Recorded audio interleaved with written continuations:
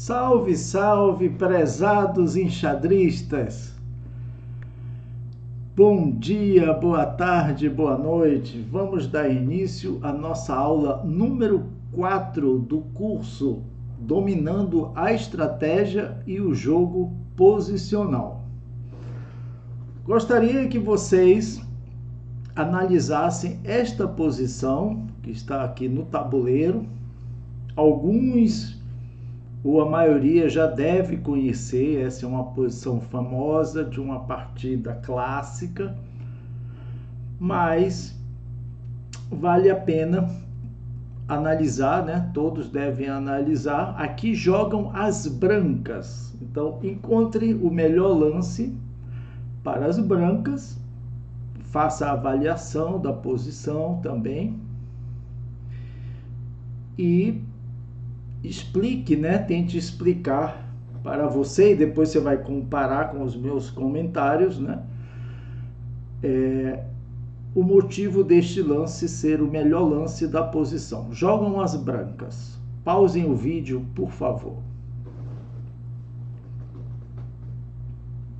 Muito bem, espero que vocês tenham analisado. Essa é uma posição da partida do Steintjes, que estava de brancas, né, ex-campeão mundial, contra Von Bardeleben, que estava de pretas, no ano de 1895. Quando eu comecei a estudar xadrez, e já faz algumas décadas, essa foi uma das partidas que mais me impressionou, sem dúvida alguma, do ponto de vista estratégico.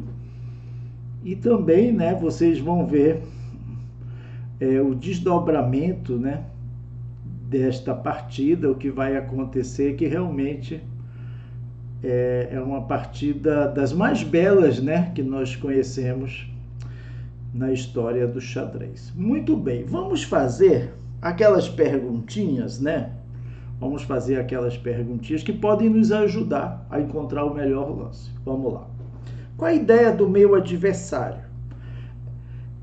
Fazendo uma avaliação, primeiramente, a gente vai perceber que o material está igual, não é?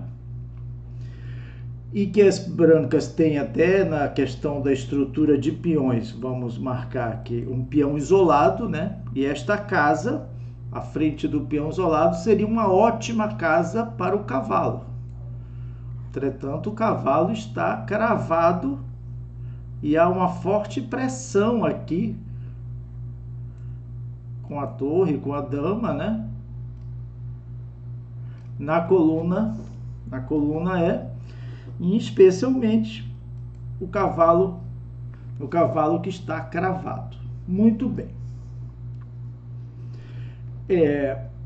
O fator tempo vai ser decisivo aqui. Aquele tempo é aquela parte dinâmica do jogo que eu considero, né, um dos 5 elementos, tá?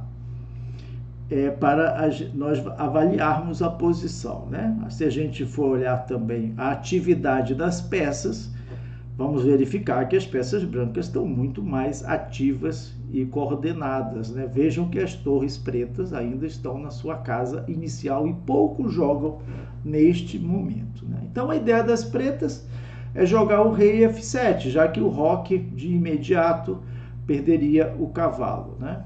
E depois de rei F7 e colocar um cavalo em D5, as pretas teriam uma posição bem confortável, né? Mas tem um elemento aí que vai ser fundamental para avaliarmos esta posição, que é a posição do rei.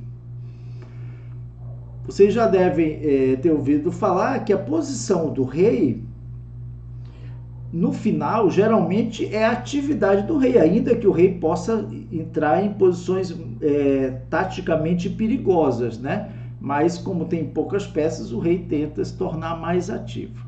Na abertura e no meio-jogo, ainda que em algumas posições de exceção o rei possa ser ativo, né? Mas em geral a gente quer mesmo proteger o rei, e para isso é que serve o roque, né? Além de melhorar a posição da nossa torre, tá?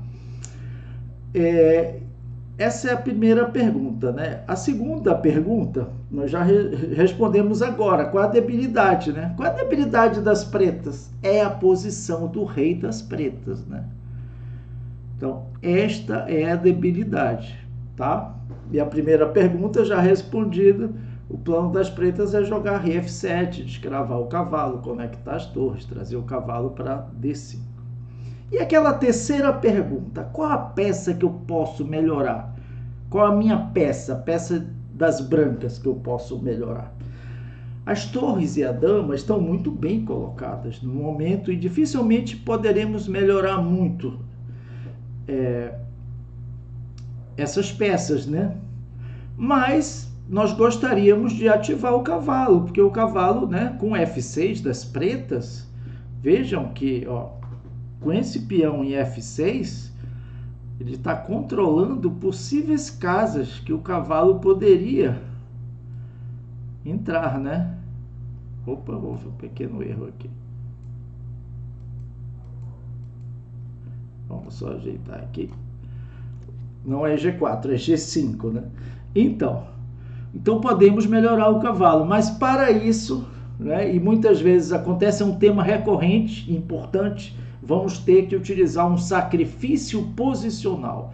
Então o melhor lance das brancas é D5.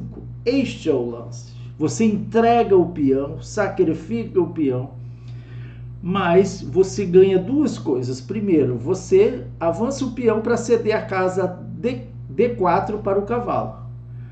E a outra te dá a possibilidade, caso as pretas tomem o peão de D com o peão de C, né? Nós vamos abrir a coluna C para a torre que já está colocada ali nesta coluna, tá? Então, as pretas teriam uma alternativa aqui de jogar rei F7, tá? Tentando executar o seu plano. Mas as brancas têm muita atividade, então poderia seguir peão toma, dama C4 cheque, por exemplo, dama D5. Temos que ter cuidado, né? Porque se trocar a dama, a posição melhora muito para as pretas. Então você, numa posição como essa, né, e que o rei ainda está numa posição perigosa, o rei preto, então nós vamos lá evitar a troca de damas. Então poderia também seguir torre de HE8, defendendo o cavalo, mais uma vez, torre de CD1, dama toma 2, dama D7. Essa seria uma possibilidade em que mostra que, ainda com peão a menos, as brancas têm muita compensação, não é? E o rei preto não consegue ir para G8, porque está caindo o cavalo em E7, né? Tem 2 ataques contra o cavalo em E7. Tá? E você sempre tem a possibilidade aqui de trazer o cavalo para o ataque. Né? Cavalo D4 E6 ou mesmo F5 para aumentar a pressão. Então, essa posição estaria ganha estrategicamente para as brancas. Na partida aqui, as pretas jogaram C toma D5, tá? E claro, o Steins entrou na casa que ele queria muito colocar o cavalo, né? O cavalo em D4 centralizado, mirando a casa E6, né? Vocês sabem da força do cavalo centralizado na 6ª fila, tá? E as pretas continuam sem poder rocar. Então, as pretas jogaram rei F7, né? É o lance natural, mas agora o cavalo chega muito rápido nesta casa. E aí nós vamos ver a combinação, né? A coordenação das peças brancas para executar este ataque. Evidentemente, as brancas têm uma ideia de entrar na 7ª fila com a torre, e as pretas não vão permitir isso, né? Então jogaram torre de H, C8, disputando a coluna C. Bem, as brancas prosseguem trazendo a peça mais forte para o ataque, é a dama. Mas não traz de qualquer maneira. Evidentemente, dama H5 aqui seria um erro, né? Porque apenas ajudaria as pretas a fazerem um ótimo lance e melhorando a posição do seu rei. Então, o lance aqui é dama G4, já ameaçando dama G7, com sequência de mate forçado, e as pretas têm que defender. Então, elas jogaram G6, e aqui as brancas vão começar a explorar temas táticos, né? Esses temas são possíveis, especialmente por causa da posição ruim do rei das pretas. Então, jogou cavalo G5, deu cheque ao mesmo tempo, atacou a dama preta. Então, é forçado o rei E8 para defender a dama, né? E agora, eu gostaria que vocês fizessem uma pausa no vídeo e analisassem esta posição aqui, tá? Existe já uma sequência forçada, aqui já seria um exercício de tática, não é? Mas que vale a pena, por quê? Porque nas posições que a gente estuda de estratégia, vocês geralmente vão encontrar a tática, vão encontrar o cálculo, né? Então, a estratégia e a tática, elas andam juntas. Então, jogam as brancas, por favor, calculem, tentem encontrar o melhor lance e as variantes, né, que se seguem nessa posição. Pause o vídeo, por favor. Vamos lá, então.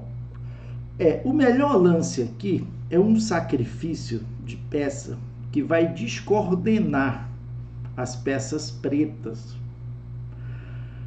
de modo que as brancas vão poder continuar o seu ataque de uma forma até surpreendente. Foi por isso que eu me impressionei bastante com essa posição, porque é uma das mais belas combinações, né, da história do xadrez. Então, torre tomar cavalo é excelente lance, né? Porque nós sabemos aqui que se dama toma a torre, as brancas tomarão lá com cheque, né? E vão ficar com um cavalo a mais. Aqui vai ganhar facilmente esse final, tá? Então, depois de torre E7, vale a pena também calcular, espero que vocês tenham conseguido calcular, rei toma torre, tá? E aí a sequência ganhadora seria torre E1, cheque. Rei D8 não adiantaria muito por causa de cavalo E6, cheque. Rei E7 e as brancas ganham a dama, né? Então aqui resiste um pouco mais rei D6, mas tem aqui um arremate com dama B4.